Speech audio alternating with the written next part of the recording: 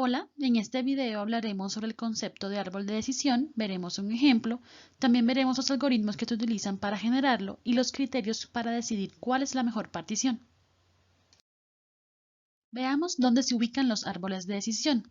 Los árboles de decisión pertenecen a las técnicas supervisadas, también conocidas como técnicas predictivas. Esto significa que se va a contar con un set de datos de entrenamiento para obtener el árbol, para luego realizar una predicción cuando llegue un registro no clasificado. Dentro de las técnicas supervisadas tenemos las técnicas de clasificación que son varias. Pueden ser redes neuronales o clasificación basadas en reglas. Los árboles de decisión son una técnica para clasificar. También existen dos tipos de árboles de decisión, los árboles por partición y los árboles por cobertura.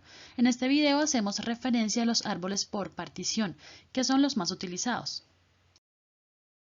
Veamos entonces qué es un árbol de decisión.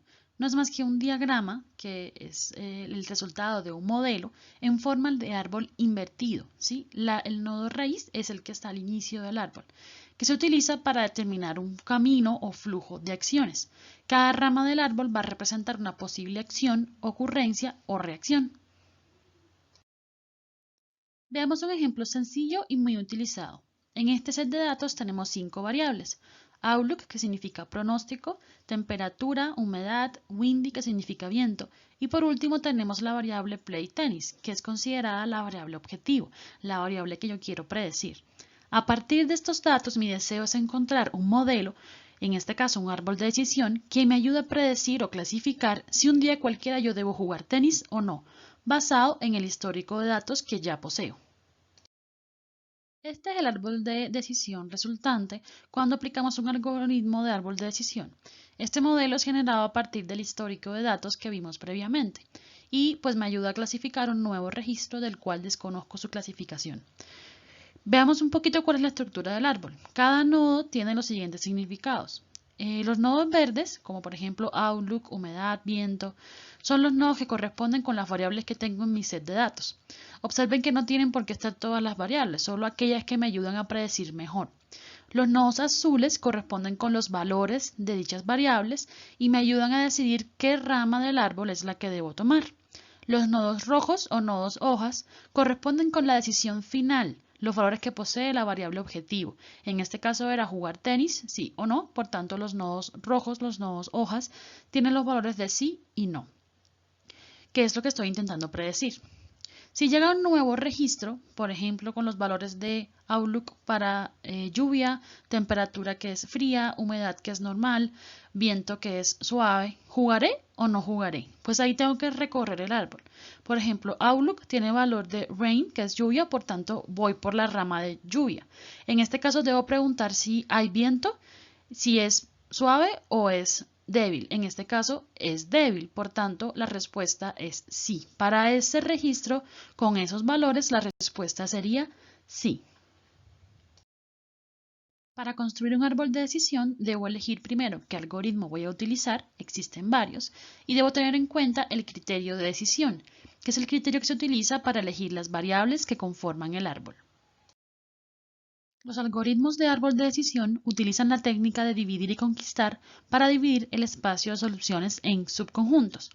Esto significa que una vez que toman una decisión, no se devuelven atrás para evaluar otras opciones.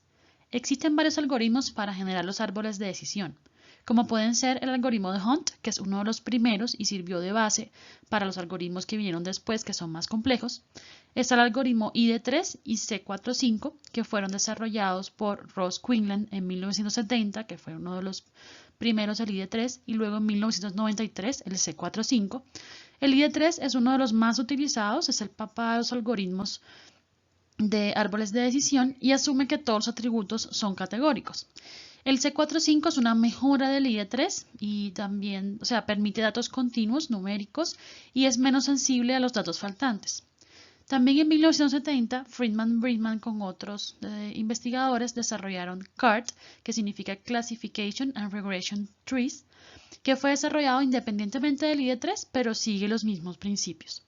Finalmente, Weka, que es una herramienta de minería de datos, incluye una versión del C45 desarrollada en Java llamada J48. Existen otros algoritmos y además las herramientas de minería de datos han incorporado versiones propias y mejoradas de estos algoritmos. ¿En qué se diferencian? Bueno, en cómo van a definir las variables que particionan, cómo las van a ordenar, cómo definen el número de arcos que saldrá de cada nodo, principalmente si son variables continuas, y cómo definen los predicados de los arcos que particionan. También incluyen cómo definen la condición de parada. Puede ser cuando ya todos los registros del conjunto de datos pertenezcan a la misma clase o puede ser dado la profundidad del árbol. También influye la estructura del árbol, si es un árbol balanceado, es un árbol binario o múltiple. Y pues dependiendo del conjunto de datos que se posea, se puede escoger uno de esos algoritmos y si se utiliza una herramienta de minería de datos, pues podemos utilizar el algoritmo que provee esta herramienta. Finalmente hablemos sobre los diferentes criterios de decisión que se pueden utilizar para realizar las particiones, o sea, para decidir cuáles son las variables que conforman el árbol y cuál será la variable raíz, cuáles serán las variables intermedias. Los algoritmos van a utilizar distintos criterios que tenemos algunos de ellos aquí.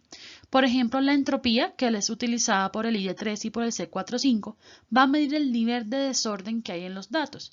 Si todos los datos pertenecen a la misma clase, pues el nivel de desorden es cero. Por tanto, se busca disminuir la entropía.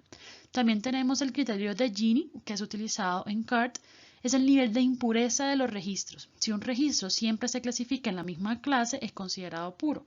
Por tanto, hay que maximizar ese nivel de pureza. También tenemos el Gain Ratio o ganancia de información, que es también desarrollado por Quinlan. Es una variante de la entropía. En este caso yo quiero maximizar la ganancia de información que tengo en cada partición. También tenemos otros como el error de clasificación, que es cuánto se equivoca el algoritmo al clasificar nuevos registros. Y hasta aquí este video de básico sobre árboles de decisión.